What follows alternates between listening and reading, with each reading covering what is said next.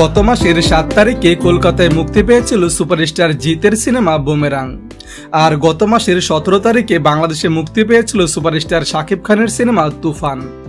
দুটো সিনেমা দুটো সময় দুই দেশে মুক্তি পেলেও বর্তমানে কলকাতার সিনেমা হলগুলোতে চলছে শাকিব খানের তুফান এবং জিতের বুমেরাং। কেননা গত শুক্রবার 5 জুলাই কলকাতায় মুক্তি পেয়েছে শাকিব খানের এই ছবিটি। তারপর থেকে জিত এবং শাকিব খানের ফ্যানেদের মধ্যে তুমুল লড়াই শুরু হয়। বিভিন্ন গ্রুপে শাকিব খান জিত ফ্যানেদের হাই প্রতিপন্ন করছে এবং জিত ফ্যানেরাও শাকিব খানের ফ্যানেদের হাই প্রতিপন্ন করতে ছাড়ছে না।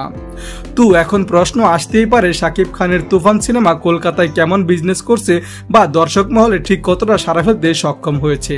সেটা কি আদৌ সুপারস্টার জিতের বুমেরাং সিনেমার সাথে কম্পেয়ার করার মতো কালেকশন নাকি কম বা বেশি?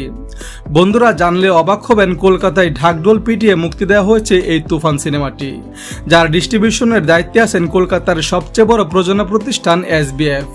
আর তাই তো যত ক্রিটিক্স এবং যত পত্রিকা নিউজ আর্টিকেল সাইট আছে সবগুলোতেই তারা পজিটিভ রিভিউ দিচ্ছে।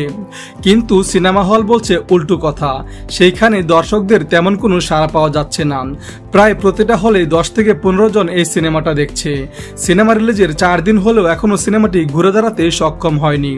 অপরদিকে সুপারস্টার জিতের বুমেরাং সিনেমাটি প্রথম 2 দিন ভালো কালেকশন দিতে পারেনি, কিন্তু রবিবার থেকে ঘুরে দাঁড়িয়েছিল সেই সিনেমাটি এবং 1 মাস শেষে এই সিনেমাটি প্রায় ব্লকবাস্টারের পথে।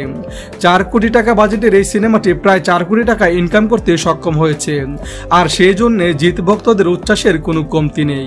কিন্তু শাকিব খানের তুফান সিনেমাটি প্রথম 4 দিনে 1 লক্ষ টাকাও বিজনেস করতে পারেনি কলকাতাতে।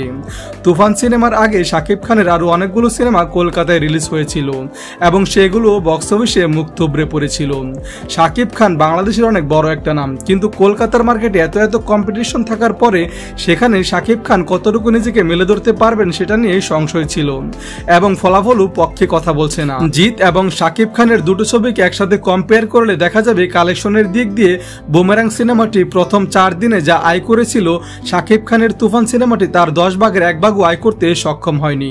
এই ছিল আমার আজকের ভিডিওটি ভালো লাগলে একটা লাইক দিবেন। পাশে থাকার জন্য ধন্যবাদ।